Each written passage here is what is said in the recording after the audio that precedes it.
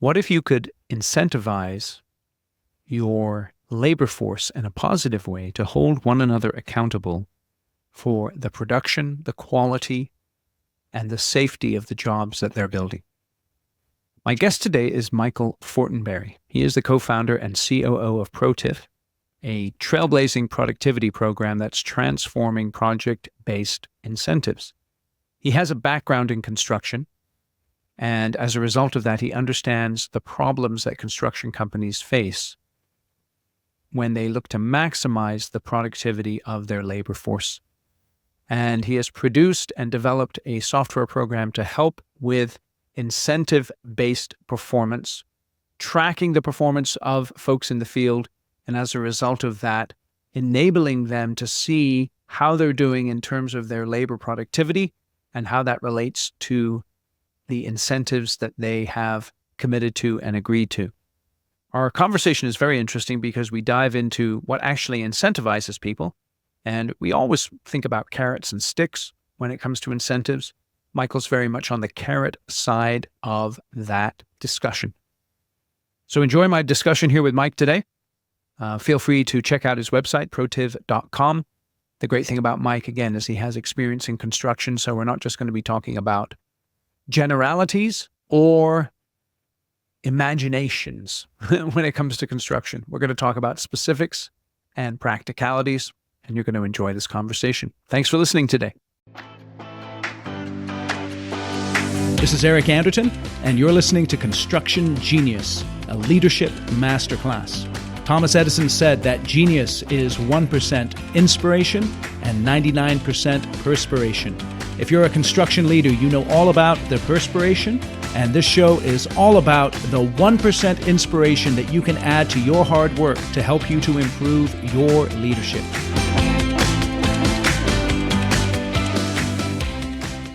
Michael, welcome to Construction Genius. Well, Eric, I got to tell you, that's a bold title for a podcast. Construction Genius. I don't know that I qualify for that. My dad would have been great at that. He was a construction genius. Yeah, it's funny you say that because people, they're always asking me, Eric, where'd you get the name of your company? I guess you're the genius. And I tell them, now, hold on a second. It comes from the Edison quote that genius is 99% perspiration and 1% inspiration. So I view myself and everything that I do for my clients and my audience as the 1% inspiration to go with the 99% of your perspiration. In my case, my dad was the general contractor. He was pretty much an electrician. And so mine was the perspiration because he didn't want to climb up in the attic in Florida to pull the Romex. And so that was my job. And that's kind of how we got, I got my first step into this crazy industry was working with Dad. And I think that's probably true of a lot of folks listening. We start in our family's business and we learn those trades. We started a construction company here in New York City. 9 years ago, been that long, and grew it quite a bit. And the company we have today, I mean, kind of wild to see, 100 plus people running around in the summer, building things, in our case, renovating things, and seeing where that came from. Very humble beginning to, some guys with paintbrushes, but came a long way. That's cool. It's interesting as a company grows, the needs of the business grow from an equipment point of view, from a structure point of view, and often from a software point of view. And as a result of that, we are all aware of the software salespeople that come in the door looking to sell us the latest and greatest easy button that's going to revolutionize our lives. We maybe buy the spiel, implement the software. It's a total nightmare. What kind of experiences have you had with that in your lifetime? All of those. I've thrown away enough software to get that should be like key to Silicon Valley or something. It's interesting. I find that if you don't speak both languages, it's really hard to craft a solution, a technical solution to a problem. You don't truly understand it. And there are a lot of people that have, a cousin who told them about a procurement problem in their construction company and said, well, I can write code and I'm going to do that. But they don't really truly understand procurement or in construction or plan reading or hiring or whatever that thing is. And I felt like when we started up Protiv and we spun it out of our construction company, we understood the problem. that our peers were facing, and we spoke their language. We still speak their language. And I think that that helped us to avoid some of the pitfalls of some construction technology companies, because this is something we built for ourselves to solve a problem we had in our own company. We just found out everybody else had the same basic problem. So let's explore that a little bit, because I think that's a key insight and really a wonderful thing that you built it to solve your own pain, and then you saw that it was a benefit for other people. What is that core problem that you were looking to solve when you began to build this software for your own construction company? Yeah, it actually started in a kitchen renovation. So we do large scale multifamily renovation work, and so that's our company focus. We had a project where the schedule kind of needed us to hang the cabinets in one day. It was taking us about 10 hours to get it done. And I really, from a scheduling standpoint, needed them to not bleed over to that second day. And we went to the carpenter. There was probably one primary carpenter, on each location. And look, we've got $40 an hour in you. Got 10 hours. I'll give you the whole $400, but I really need you to be done in that 8-hour block. You can have the 10 hours worth of pay. You have to do it right, because rework in our world was terrible, because once you renovate an apartment, if I have to rework something or fix something, now I'm back into an occupied space, which is a train wreck to work in. So it was a combination of do it right the first time and finish ahead of schedule. And I can pay you more because I've already budgeted for that other number. I just had a schedule problem. Well, it turns out it could actually be done in about 6.5 hours, and they're really motivated to do it. When they make sure their tools are there, they keep their job site organized, they're productive, they communicate well. What we learned was that there is a connection between their motivation and their brain to what we get from them. And when that connection occurs the right way, their behavior changes, their output changes, the quality of what they do changes. We learned we needed them being our team in the field, our workers, to care the way we cared. What do we care? We care because I lose money if it doesn't go well. I don't make as much money if the job falls apart. I lose customers. I need them to feel that they have a financial interest in the outcome of this job beyond the hourly rate they're paid. We have to pay them by the hour. There's a legal requirement to pay by the hour, OT rules, et cetera. All of that is buttoned up, but I need them to feel that there's an opportunity to do more. And as we began to unlock that, there was real behavior change at the job site it was powerful. You're talking about applying a software solution to a human behavior insight. And as you began to speak there, I thought about carrots and sticks. And it sounds like you're taking more of the carrot approach than the stick approach. Is that right? The stick, there are a few reasons why the stick is a problem in this model. First is when you apply the stick. So, the carrot says if you overperform, you make more money. The stick says if you underperform, you make less.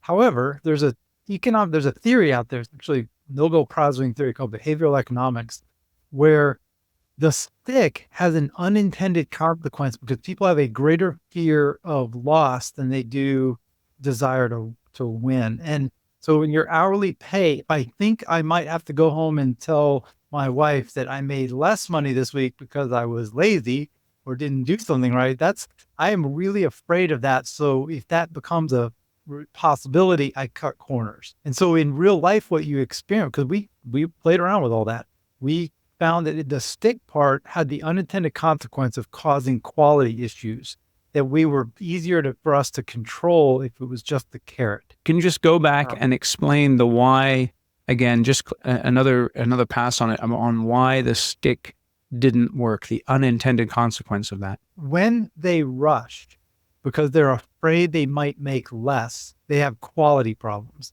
And quality problems are more expensive to us than production problems. And so I need to get both production and quality to underpin an incentive system. Okay, I get that. Because if the quality sucks, then the rework goes in. And if the rework's happening, then your production is totally shot. Yeah, it's pointless. It's not solving the actual problem. The two things have to sit hand in hand to the point where the worker feels the requirement to do it right the first time and to be ahead of schedule. I actually have a carpenter on video. His name's Frank. And I have him on video saying the quiet part out loud, Eric.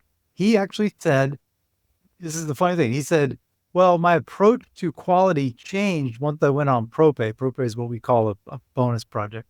Once I went on Propay because it cost me too much money to go back. And I was like, that's the way I think. Like that's usually where it comes from my chair, and the management teams think, wow, it's so expensive. Rework is killing us. What's the percentage of construction costs that are wrapped up in rework? Like 30% or something crazy. I always thought the minute I have to go back, I just broke even. If I have to go back twice, I lost money. So get it done right the first time. And if you'll do that, and if you can stay ahead of the schedule that we had, the number of hours that I forecast for it, I'm happy to pay you more. I planned on spending that money anyway. Do it right, beat my budget, everybody wins. So there is a slight tension there because you are asking them to do it right the first time and do it within the schedule. And so there is a tension there. There is. So, interesting that most of the production lift that we witnessed comes from communication and teamwork, not rushing. Rushing actually is almost counterproductive, right? If I don't want to rush through something, what we have found is that teams, which most of what everybody's doing out here is a team of people, when they communicate better and work better together, they get more done. If I will make sure that all the tools and parts and materials that I need are on the truck before I leave the shop, I make fewer trips to Home Depot. I don't need two people going to Home Depot if one can do it. I don't need to spend 45 minutes at 7-Eleven on the way in if we can just get some ice from the ice machine that's in the shop before we leave. Pick whatever scenario you've got in your head around what costs you time that could go away without impacting. We're not talking about them rushing. I'm talking about thinking. It's amazing what happens when you hire someone, right? So I'm going to go hire Bob and I'm going to pay Bob to dig a hole. And when I pay Bob $20 to an hour to dig this hole, I've paid for his back, right? I mean, that's the task that we're paying him to do. Run this conduit, put out this concrete, put on these shingles, whatever your task is. That hourly rate for your back, turns out you get a free gift with purchase called a brain. Mm-hmm. And it comes with every employee. It's like, we didn't even know that it was there, right? We get this free brain and all we have to do is incentivize them to use it. Yeah. Them to use it, help them to use it, encourage them to use it. And when you do that, they sometimes come up with ideas and they'll say, well, we could dig this hole faster if I used a shovel instead of my hand. I don't know, whatever. Pick whatever thing that you would do if you were there as the owner. And I want them to think. And sometimes the ideas they bring you are terrible. And sometimes the ideas they bring you are great. And something in the middle. But once they're thinking, you're already winning as a contractor. I've got a team now that at least cares, wants to do better. Doesn't mean they always will. Everybody out there listening to this has probably had good jobs go sideways because they just do. Sometimes it's out of our control. For whatever reason, jobs can get afoul of where we're hoping they would be. But if my team wants it to go well, it's going to be better than it would have been. More often it will achieve the goals that we set when we thought we were bidding this job, we estimated hours, et cetera, et cetera. So that's what we're trying to do, create a culture where the team on the ground cares and they want to overperform to the goals that we've set. What kind of mindset shifts did you have to go through in order to move to this incentive-based perspective? Because you spoke about culture, and a lot of companies don't necessarily have that incentive-based culture perspective. They basically have the stick. If you don't do it, then we'll find someone else who can, or at least we'll try, or we'll yell at you, or something like that. Yeah, they all work for my dad, I think. So I tell customers probably every week, don't buy our system if you're not ready to deal with culture side of the performance-based compensation, pay for performance, whatever you want to call it, is while our software facilitates that process, the culture is the center. You have to, if you think that performance pay is going to fix your company outside of culture, you're mistaken. Mm-hmm. actually shine a light on whatever culture you have. So if you have a problem with communication and people don't know what they're supposed to do, or they're whatever your issues are, there, performance pages to make everybody aware of that more Right. so. And so what we're coaching companies toward is create a foundation to good company culture and build from that. Performance pay can then help you create financial reasons why those culture steps are important to the workers. But you have to have, and I always talk about these 4 pillars. Authenticity is at the beginning. Whatever culture you want to come up with in your company needs to be authentic to who you are. You cannot fake it long enough to make it sustainable. Yeah. So whatever your culture is going to be, make it real to yourself and who you really are. Make your culture center around your people, which is a simple thing to say. What we're really trying to do is make sure that we care about who they are as human beings, not just as the labor. How much does it matter to you that their kid has a baseball game tonight or not? Do you know your people? Do you know what their goals are? That's where I think a lot of companies need to drive safety into too. It's not about voting the increase to your workers' comp. It's about actually caring that your people don't get hurt. Right. Right. I think we nod to safety in our industry way too often in order to check boxes for insurance purposes or inspectors or whatever audits, not because we actually truly want to make sure that everybody's home safe. And so think about that and make that part of your culture. Third is communicate well. And that means communication has to be bidirectional. You got to be willing to have someone come in your office and say, hey, boss, you didn't get that paint delivered on time, and that just cost us money. Right? That's a different kind of conversation than when you put performance-based pay and they begin to care about how the overall company operates. So communication needs to flow both directions. You can actually, as an owner, know what's really going on in the field. And then fourth, care about growth. And growth meaning how are my employees growing as people, as employees, as contractors and their skills, and how is my company growing? And what is the personality of your organization, the culture of your organization around that? I think if you build that foundation that way, what performance pay does, it allows you to use an economic financial conversation and engine to facilitate all of those parts being central to how everybody sees their day when they work for you.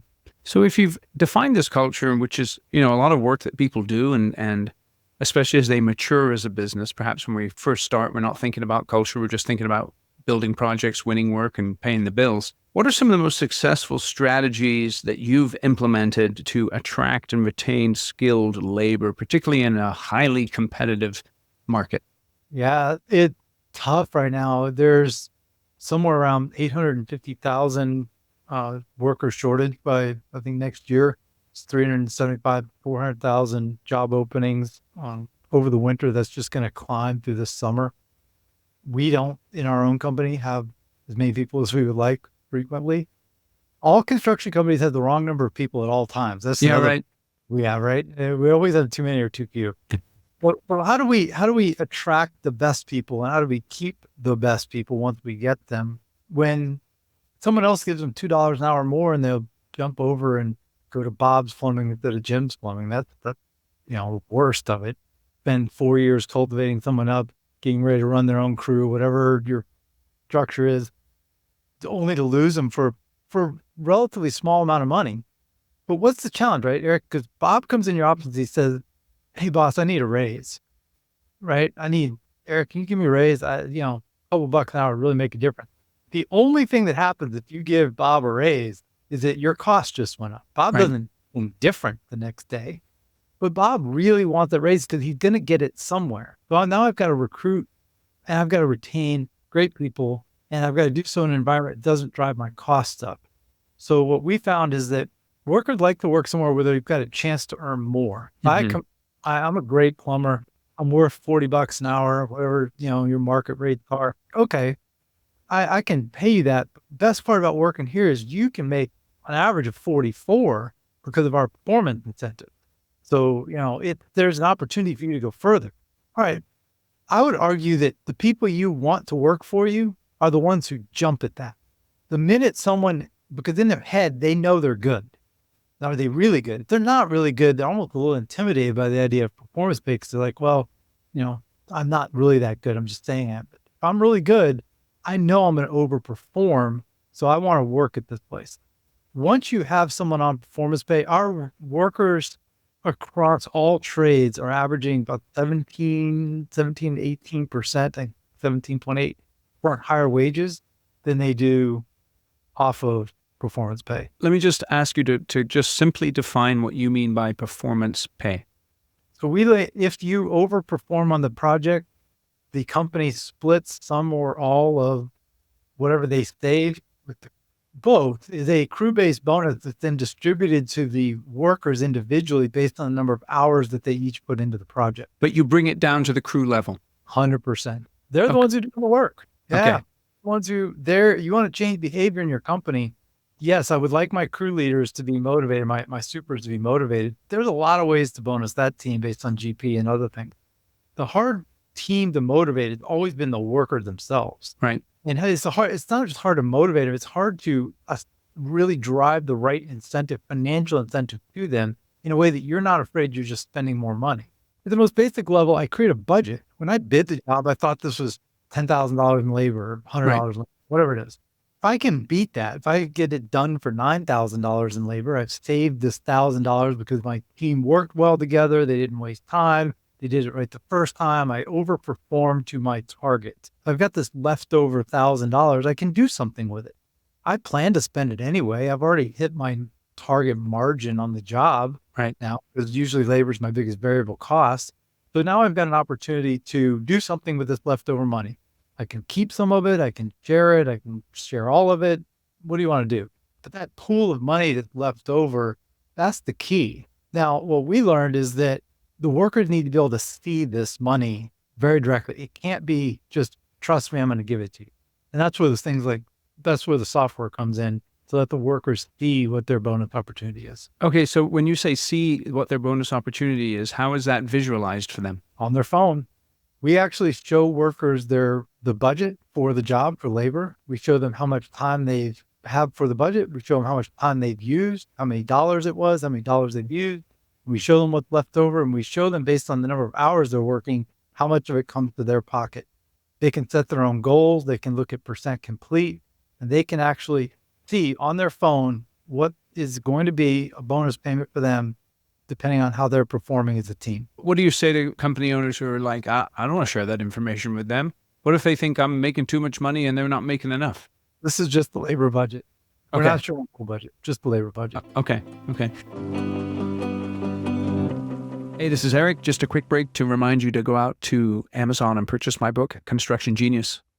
This is a great book. We've got, I think, 4.8 star reviews.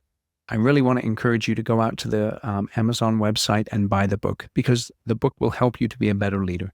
It's effective, hands-on, practical, simple, no BS, leadership, strategy, sales, and marketing advice for construction companies.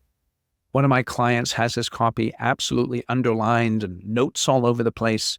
It's something that is a go-to for him when he's looking to remind himself of what's key to being a successful leader and then also working with his people to be successful as well. So go out to Amazon, buy the book, and now let's get back to my conversation with Michael. So what about so let's say you're working, there's an issue of production and you've got, let's say, a guy or two on the crew that are, they're kick-ass all the time, but for whatever reason, the foreman is struggling. And as a result of that, the entire crew doesn't produce. How do you handle that? Hey, you know what? I think I'll give you this. What if the owner's not doing something right? Maybe the owner's in charge of procurement or something, right?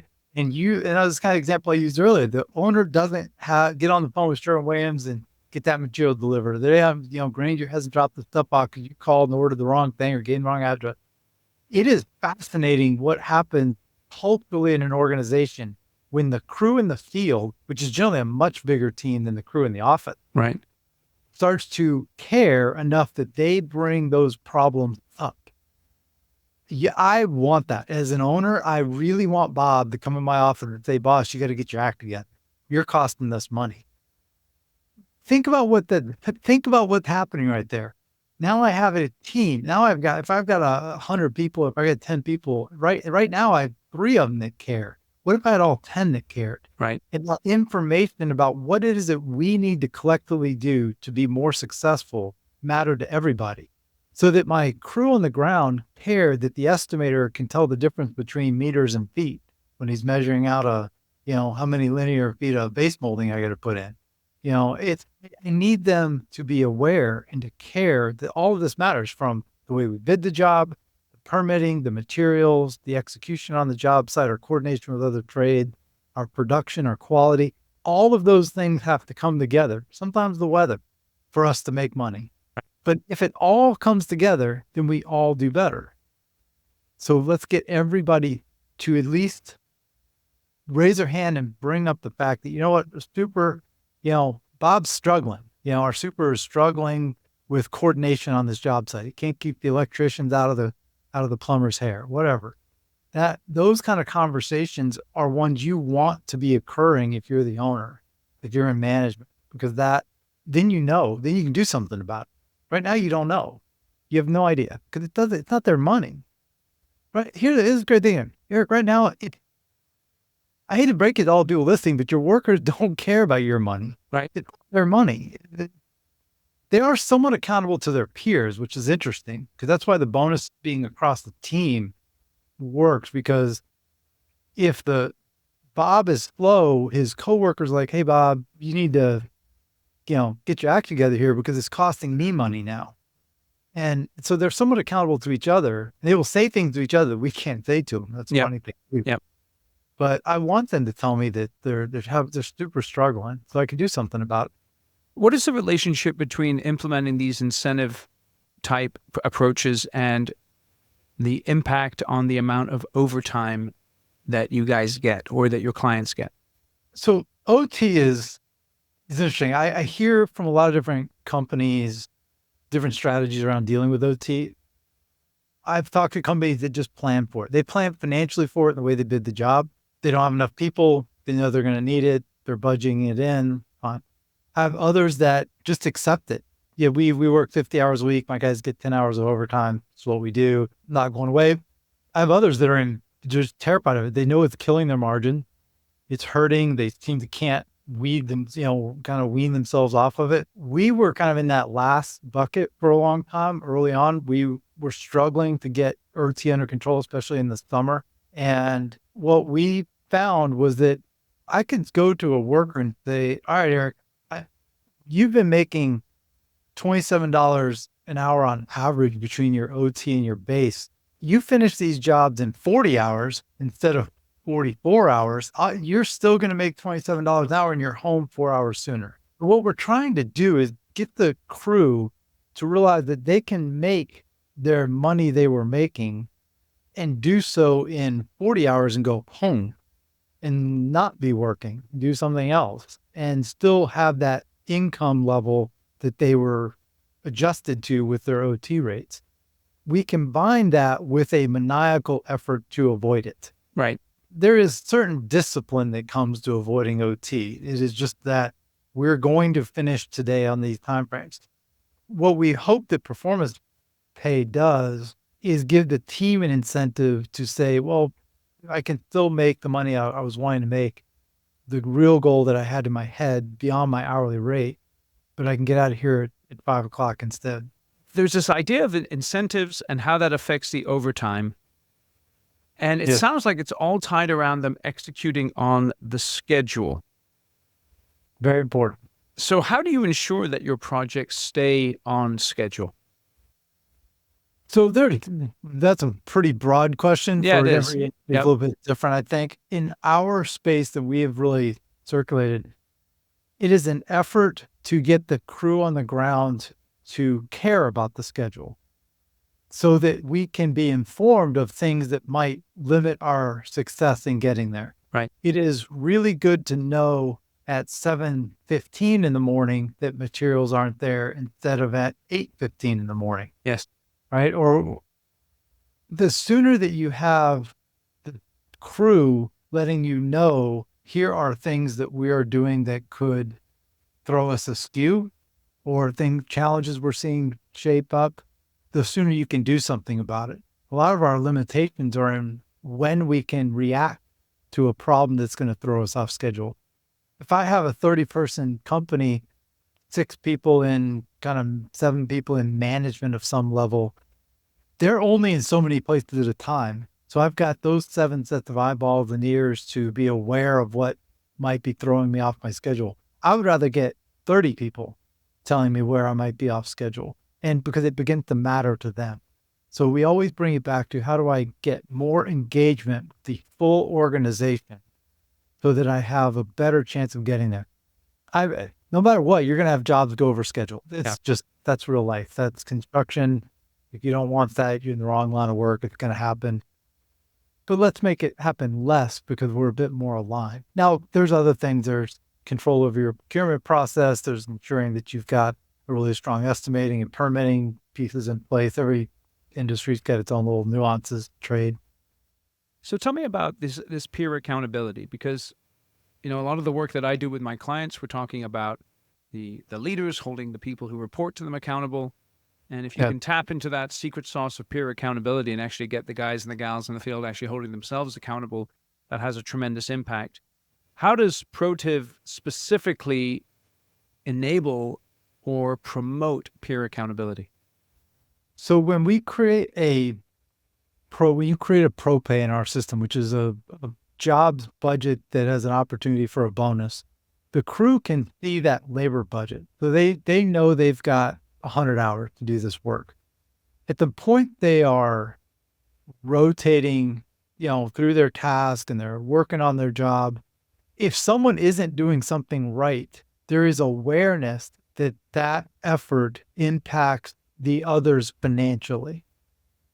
Right now, it doesn't. Right now, Bob never finishes that particular process correctly. You're always having to kind of do rework. He carries 1 2x4 at a time from the truck, not his money. Whatever that scenario is, the minute that it becomes the crew's money, you gamify the labor budget to be their money. Mm-hmm. Now his peer pressure on him to perform is real. If you have 30 employees in the field, I guarantee you 2 or 3 of them are probably going to hate this because they're going to get pressure from their coworker. Yes. You're going to have 7 people that think this is the greatest thing they've ever seen in their life, and they're going to excel. And you're going to get more work done with 27 than you ever got done with the 30. Right. Because they engage with each other in a different way. That's why I always talk about this as culture. The software will manage, your budget and your time, pull out of your time tracking and show the team what they're going to earn and run a report so you know what to pay everybody if they beat your budgets.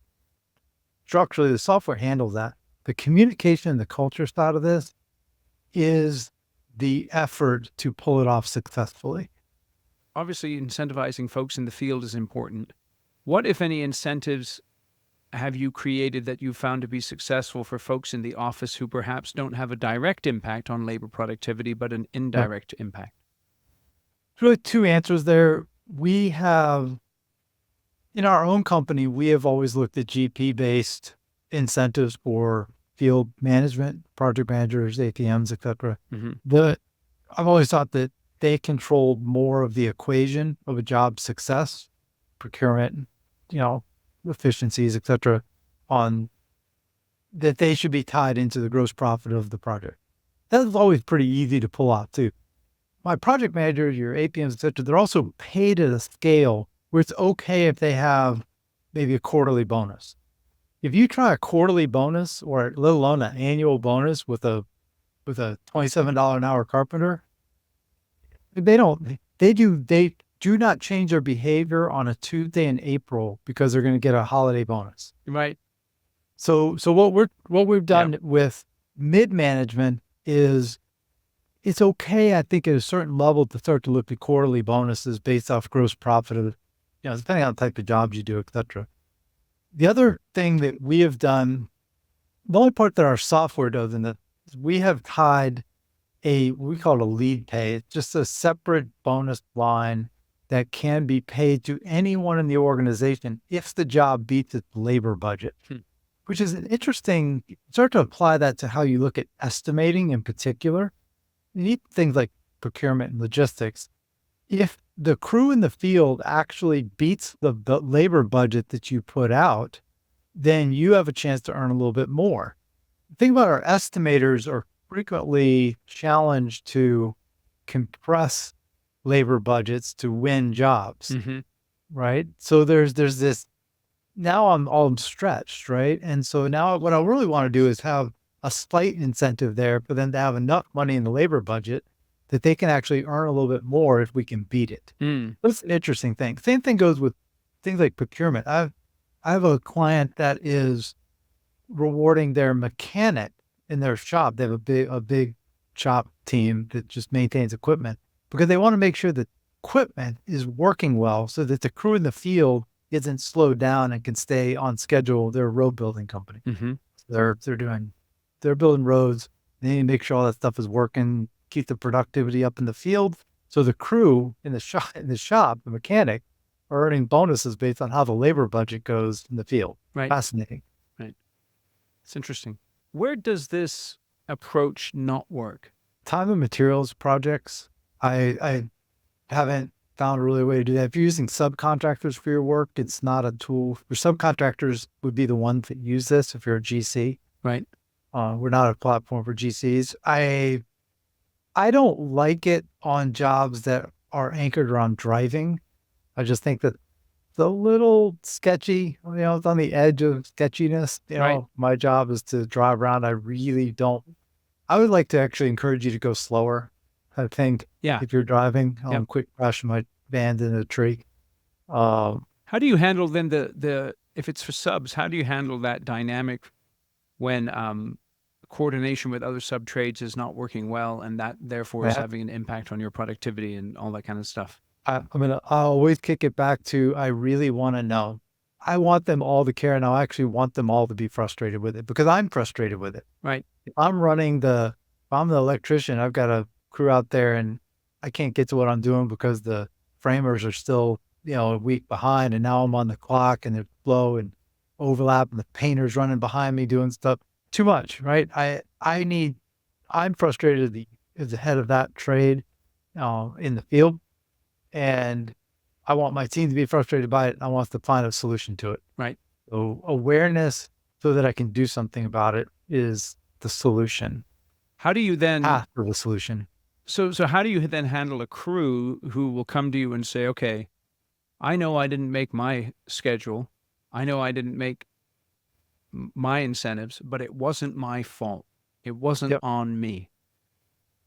I actually think that's one of the more interesting questions that I get asked is, well, what happens if it's not their fault? Should I still pay them a bonus? And my answer sometimes surprises people that I think the answer is no, because this is a bonus that you get earned if the company does better on the job. I want them to care that procurement didn't get the materials there. It wasn't their fault. It is not Bob's fault that the conduit didn't get delivered on time. Right. But what's interesting then is so if I'm a leader of a crew, right, and let's say you're going to put me on job X with GCA, and I know GCA sucks. And then the other crew gets put on the job with GCB, and GCB rocks, and they always make their incentives. But this is out of my control. How do you handle that then? I don't know that there's an easy answer to how to handle that. I think that there's juggling of crews between, good GCs, bad GCs, but I also suggest now you've got a lot more energy going into conversations with that GC every day at the job site, right, about we need to be better. Right. You got to picture 7 angry plumbers, at the job site catching that project manager when he swings by. Sounds like a movie title, 7 Angry Plumbers. Right? Yeah. And the King Ranch Ford pulls up and the project manager gets out and he's got a different conversation now. Yep. Because remember, at the moment you have the same problem, but they don't care. That's the current world you're working in. what we're giving you is an opportunity. But I think performance pay gives you as an opportunity to get the team in the field to be aware of what those challenges are to running a successful contracting business. And the minute they begin to care, you are on a better path. You've taken a step forward. A lot of times people are like, well, I'll get questions like that. Well, what if this and what if this? Like, that's the current state. Yeah. Your current state is that it's not good. Yeah. And so the only thing that we're encouraging people to do is try and get the whole company to care that it's not good. Yes. Because then you're more likely to find a path forward to something better. I think that's the most interesting thing really is for an owner to put out an incentive program. And it's like handling your kids, right? The kids come back to you after you give them some sort of incentive and they didn't make it. And there's always reasons. And some may be in their control and some may be out of their control, but they're mad because they didn't get what they thought was coming to them.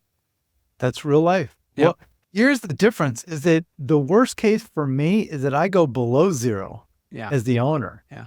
Right. The worst case for them is they make their base wage, right? If you make $40 an hour, you're still going to make your $40 an hour, even if this job goes sideways. I don't have that luxury. I actually can go to zero and I can go below zero. Right. I've certainly experienced that before. So there is a better, story in there for the worker that the worst case, you're at least going to make what you were making before. Now the bonus is gone because it rained every day. We all got behind and slow or whatever. Right. But they're protected. And that's where, going back to the beginning, the idea of the carrot and the stick, we are emphasis on the carrot. We took away the stick side of it for that reason. Now, the software supports linking projects together. It's one of the things we found important for a lot of contractors in deploying a performance-based system is that if they kill it on one job, but then they blow it on another and they break even on a third and then they do well on a fourth, how much am I paying them? Will I pay them on the two good ones and lose money on the one? So we found that some companies wanted to roll jobs together and pay on the net of how it performed. So I do 4 jobs this month. At the end of the month, we look at how those 4 projects performed, and you can earn incentives based on the net performance of the 4 projects. Some companies do it that way. Some pay it based on the performance of each job individually. We have landscapers that do 20 jobs in one day. We have road building companies that do 1 job for 2 years. It doesn't really matter structurally within our platform. It is labor budget. I have a budget. I have an actual, how much time did we actually spend on it? And did we beat the objectives that we thought? And then was the job done correctly? And I could sign off on the quality. So tell us a little bit more about Protiv and how people can get in touch with you. Super easy. Protiv, Protiv.com. Michael at Protiv.com is my direct email. You're welcome to email me if you want to learn more about us and catch on LinkedIn, etc. All of those good places. We do quite a few trade shows, different industries. I think I've got a couple landscaping ones coming up, a painting, commercial painting conference, a big electrical conference. You name it, we're generally around. International Builder Show, World of Concrete, all those. That's great. So it's a good way to catch up with us, learn what we do. I will share if folks have ever thought about putting in place an incentive system at the worker level. Many of us have before. Yep. The spreadsheet, the challenges with all that, we can make all that go away. It is not only there are legal problems with a lot of that, we have solved this from a legal standpoint, we've solved it from a systematic standpoint. We plug it into the back end of what you do already. Yep. A big part of the software, Eric, is that we always needed software to do this. We always had this idea of performance pay. What we didn't have was software to manage it.